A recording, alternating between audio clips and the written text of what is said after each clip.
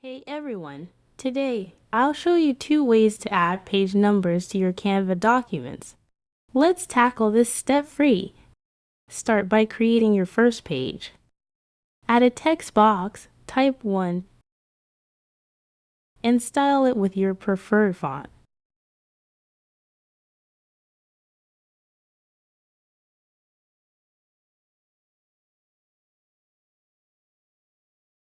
Resize it and place it in the lower left corner. If you're building a multi-page document from scratch, duplicate the page and update the number manually for each new page. Already have existing pages, no problem. Copy the numbered text box. Navigate to another page and paste it in the exact same spot. Adjust the number to match the page.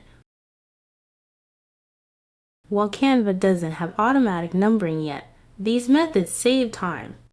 If this helped, hit the like button and subscribe for more Canva hacks. Happy designing!